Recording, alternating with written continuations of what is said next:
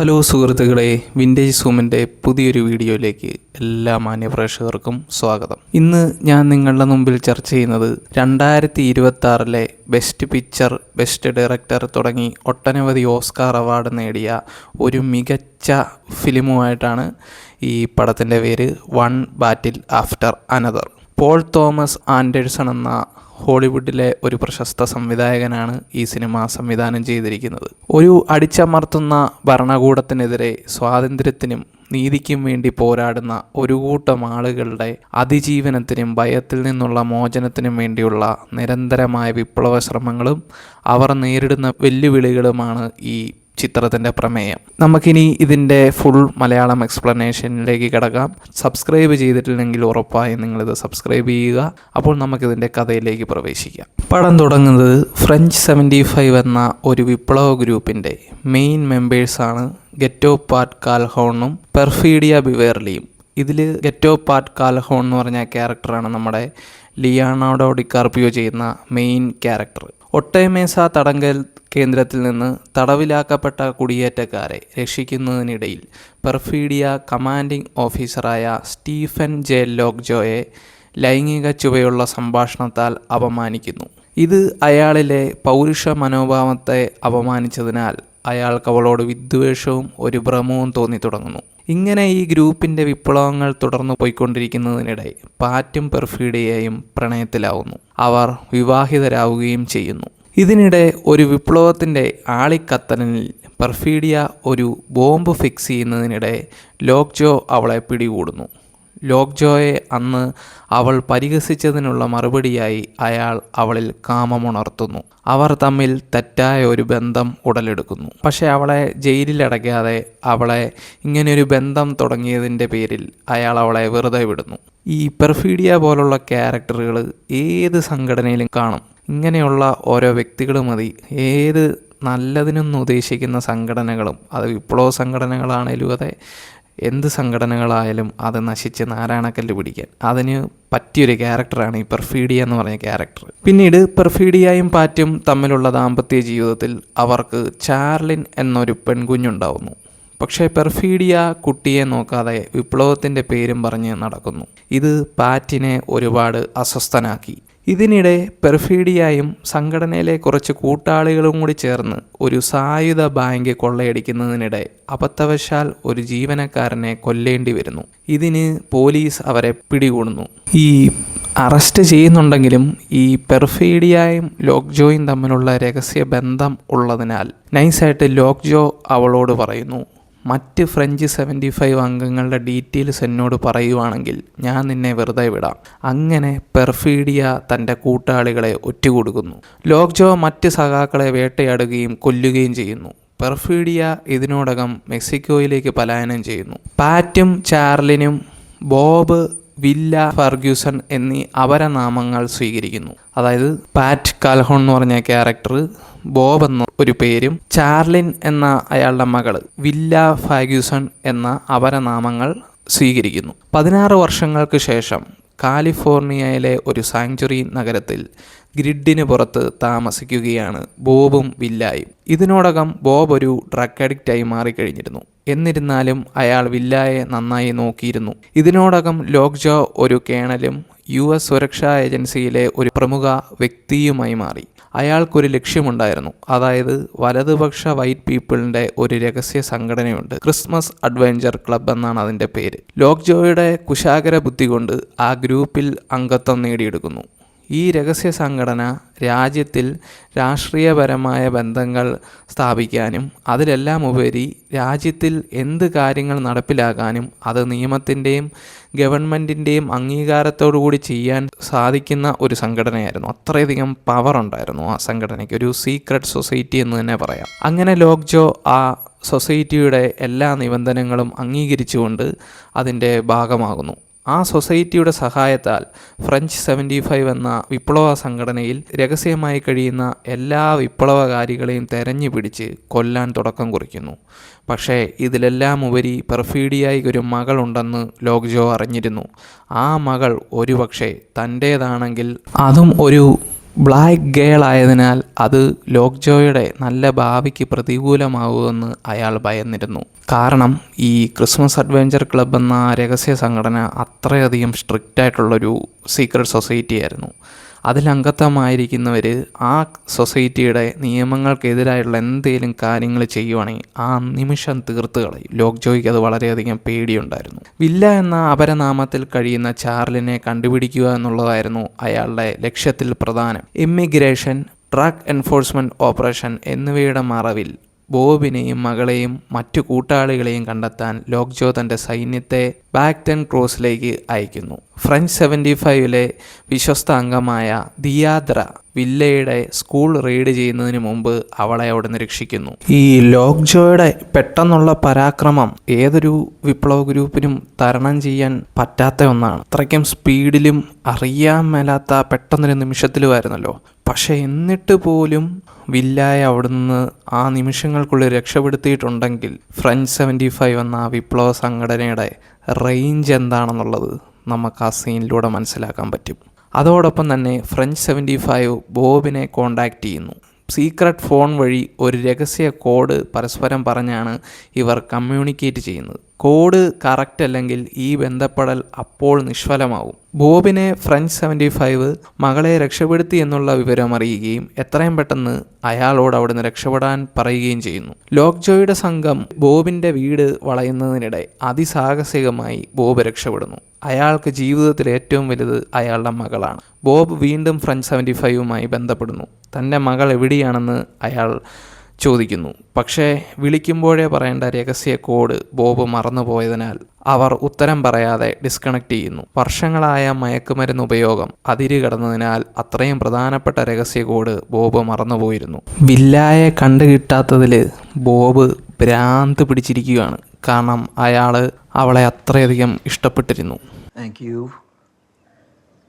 You're hungover and you got home at 3 o'clock in the morning. Where were you? Or what? There's a quinoa casserole with frosted flakes in the oven. Don't leave it on. Got it. Have fun, homie. All right. തൻ്റെ കഴിവുകേട്, drugs അത്രയും over യൂസായിട്ട് ഉപയോഗിച്ചതുകൊണ്ട് അത്രയും പ്രധാനപ്പെട്ട password വരെ മറന്നുപോയ അയാൾ ആ നിമിഷത്തെ അയാൾ സ്വയം ശപിക്കുകയാണ്. പക്ഷെ എന്നാലും മകളോടുള്ള ആ സ്നേഹം അത്രയധികം തീവ്രത നിറഞ്ഞതായതുകൊണ്ട് എങ്ങനെയോ അയാൾ ആ പാസ്വേഡ് ഓർത്തെടുക്കുകയാണ്. Mexican hairless. വില്ലായുടെ കരാട്ടെ അധ്യാപകനും കമ്മ്യൂണിറ്റി നേതാവുമായ സെർജിയോ സെൻ കാർലോസ് എന്നെ ചെന്ന് കാണുന്നു. സെർജിയോ ഒരുപാട് കുടിയേറ്റക്കാരെ രഹസ്യമായി പാർപ്പിച്ചിട്ടുണ്ട്. ലോക്ജോയുടെ സംഘത്തിൻ്റെയും റെയ്ഡും അറസ്റ്റും അതിശക്തമായതിനാൽ സെർജിയോ അവരെയെല്ലാം രക്ഷപ്പെടുത്തുകയാണ്. അവരുടെ കൂടെ തന്നെ ബോബിനെയും രക്ഷപ്പെടുത്താൻ അയാൾ സഹായിക്കുന്നു.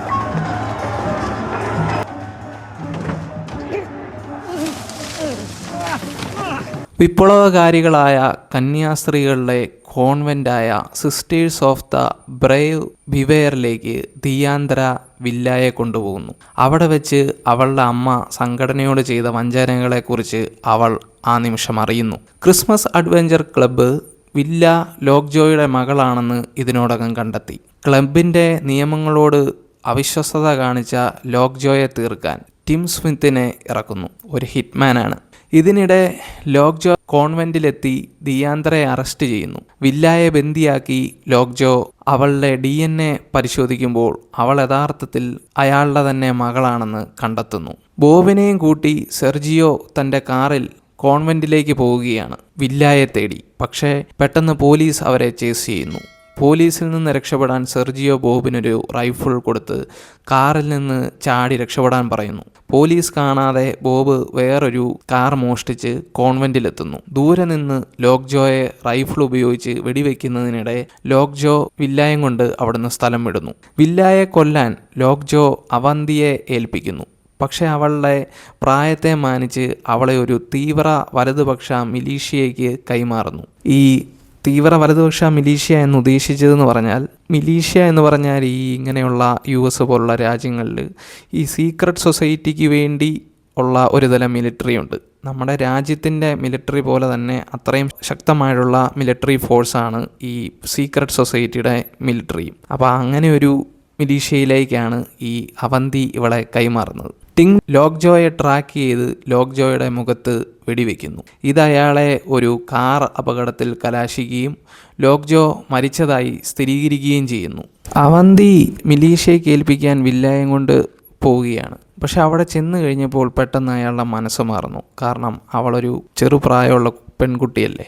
അങ്ങനെ അയാളുടെ മനസ്സ് മാറി അവിടെ നിന്ന് വില്ലായെ രക്ഷപ്പെടുത്തുന്നതിൻ്റെ ഇടയിൽ മിലീഷ്യയുടെ വെടിവയ്പ്പിൻ്റെ ഇടയിൽ അവന്തി കൊല്ലപ്പെടുന്നു. അവന്തിയുടെ തോക്കുമെടുത്ത് ആ കാറുമായി വില്ല രക്ഷപ്പെടാൻ ശ്രമിക്കുകയാണ്. ടിം അവളെ കൊല്ലാനായിട്ട് പുറകെ കൂടിയിരിക്കുന്നു. പിന്നീട് കാണുന്ന ഒരു വലിയ ഹൈവേ ആണ്. വലിയ കയറ്റവും വലിയ ഇറക്കവുമായിട്ടുള്ള ഒരു നീണ്ടു പോകുന്ന ഒരു ഹൈവേ. ആ ചേസിങ് സീന് ഈ സിനിമയിലെ വളരെ പ്രധാനപ്പെട്ട ഒരു സീനാണ് കേട്ടോ. കാരണം നമുക്ക് ലോക സിനിമകളിൽ ഇന്നേ വരെയുള്ള ലോക സിനിമയിൽ നമ്മൾ ഇന്നേ വരെ കണ്ടിട്ടില്ലാത്തൊരു ചിത്രീകരണമാണത്. നിങ്ങൾ ആ സീൻ ശ്രദ്ധിച്ചിരുന്ന് കാണുവാണെങ്കിൽ ഭയങ്കര ഒരു ഫീലായിരിക്കും. കാരണം ഈ വില്ല വണ്ടി ഓടിച്ചുകൊണ്ട് പോകുമ്പം വലിയൊരു കയറ്റം കഴിഞ്ഞ് വലിയൊരു ഇറക്കം വരുമ്പം ഈ പുറകിൽ വരുന്ന ആൾക്ക് പിന്നെ ഈ വണ്ടി എതിലേ പോയെന്ന് കാണാൻ പറ്റത്തില്ല. ആ ലെവലിലാണ് ഇത് ചിത്രീകരിച്ചിരിക്കുന്നത്. അപ്പോൾ ഈ ടിമ്മിൽ നിന്ന് രക്ഷപ്പെടാൻ വേണ്ടി വില്ല കുറേ ദൂരം പോയിട്ട് പിന്നീട് ഈ പുറകിൽ വരുന്ന ടിമ്മിനെ കാണാൻ പറ്റാത്തൊരവസ്ഥയിൽ വണ്ടി കൊണ്ടുപോയി നിർത്തിയിട്ട് ഇവൾ പെട്ടെന്ന് അങ്ങോട്ട് ഓടിപ്പോയി മറഞ്ഞിരിക്കുകയാണ്. പെട്ടെന്ന് ടിമ്മ് സ്പീഡിൽ വരാൻ നേരത്ത് വണ്ടി ഇടിക്കേണ്ടതായിരുന്നു. പക്ഷേ അയാൾ എങ്ങനെയോ രക്ഷപ്പെട്ട് അയാൾ കാറിൽ നിന്ന് പുറത്തിറങ്ങി വില്ലയെ കൊല്ലാൻ ശ്രമിക്കുന്നു. ഒരു സുഹൃത്തെന്ന മുഖേന ഒക്കെ അയാൾ വില്ലയെ സമീപിക്കാൻ ശ്രമിക്കുമ്പം വില്ല തൻ്റെ ഫ്രണ്ട് 75 എന്ന ആ വിപ്ലവ സംഘടനയുടെ മുദ്രാവാക്യം പറയുന്നു. പക്ഷേ അയാൾക്ക് പറയാൻ സാധിക്കുന്നില്ല. ആ നിമിഷത്തിൽ തന്നെ അവന്തിയുടെ തോക്കുകൊണ്ട് ടിമ്മിനെ അവൾ ഫിനിഷ് ചെയ്യുകയാണ്. പിന്നീട് നമ്മുടെ ബോബ് വില്ലയെ തേടി ഇതുപോലെ പോരുവാണ് ഇവരുടെ കൂടെ തന്നെ. അവസാനം ഈ ടിമ്മ് കൊല്ലപ്പെട്ട് കിടക്കുന്ന സ്ഥലത്തേക്ക് ബോബ് എത്തിച്ചേരുവാണ്. ബോബിന് മനസ്സിലാവുന്നു വില്ല അവിടെ തന്നെ ഉണ്ടെന്ന്. ബോബ് പതിയെ ഇറങ്ങി നടക്കുന്നു. വില്ല എവിടെയോ ഒളിച്ചിരിപ്പുണ്ടെന്ന് ബോബിന് മനസ്സിലാവുന്നു. ബോബ് പതിയെ പറയുന്നു, മോളെ ഞാനാണ്, പപ്പായാണെന്ന് പറയുന്നു. Green Acres, Beverly Hillbillies, and Hooterville Junction. No, baby, it's me. Will, it's me. Green Acres, Beverly Hillbillies, and Hooterville Junction. Okay. Who are you? It's your dad. It's okay. It's okay. പിന്നീട് പെട്ടെന്ന് തന്നെ ബോബും വില്ലായും ആ സ്പോട്ടിൽ നിന്ന് സ്കൂട്ടാവുകയാണ്. കാരണം വൻ വിഷയം നടന്ന സ്ഥലമല്ലേ, അവരെ പോലീസ് തിരഞ്ഞുകൊണ്ട് ഇരിക്കുക. അതുകൊണ്ട് അവർ ആ നിമിഷം തന്നെ അവിടുന്ന് നൈസായിട്ട് പാളുവാണ്. ഇതിൻ്റെ ഇടയിൽ നമ്മൾ കൊല്ലപ്പെട്ടു എന്ന് കരുതിയ സാക്ഷാൽ സ്റ്റീഫൻ ജെ ലോക്ജോ ആ വെടിവയ്പ്പിൽ നിന്നും കാർ അപകടത്തിൽ നിന്നും രക്ഷപ്പെട്ട് നടന്നു വരുന്ന സീനാണ് കാണുന്നത്. പിന്നീട് കാണിക്കുന്നത് നമ്മുടെ ക്രിസ്മസ് അഡ്വഞ്ചർ ക്ലബിലെ മെയിൻ ടീമുകളിരുന്ന് ലോക്ജോയെ വിസ്തരിക്കുന്നൊരു സീനാണ്. അവിടെ അയാളുടെ ന്യായവാദങ്ങളെല്ലാം ആ ക്ലബിനെ അവതരിപ്പിക്കുന്നുണ്ട്. അവർ കേട്ട് വിശ്വസിച്ചു എന്നുള്ള രീതിയിൽ ക്ലബിലെ മെയിൻ അംഗങ്ങൾ അയാൾ പറയുന്നതെല്ലാം കേട്ടിരിക്കുന്നു.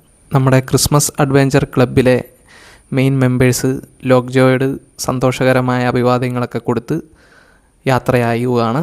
അതിനുശേഷം ലോക്ജോ താനിരുന്ന മുറിയിലേക്ക് തിരിച്ചു വന്ന് അവിടെ സ്വസ്ഥമായിട്ട് ഇരിക്കുന്നതിൻ്റെ ഇടയിലാണ് പുള്ളി മനസ്സിലാക്കുന്ന അണ്ണന്മാർ നമ്മുടെ സീക്രട്ട് സൊസൈറ്റിയായ ക്രിസ്മസ് അഡ്വഞ്ചർ ക്ലബ്ബ് ആ മുറി മുഴുവൻ വിഷവാതകം വെച്ചിരിക്കുന്നു എന്നുള്ള കാര്യം അയാൾ അറിയുന്നത്. പക്ഷേ ആ നിമിഷം അയാൾക്ക് രക്ഷപ്പെടാൻ പറ്റുന്നില്ല. കാരണം ആ മുറി മുഴുവൻ അതായി കഴിഞ്ഞു.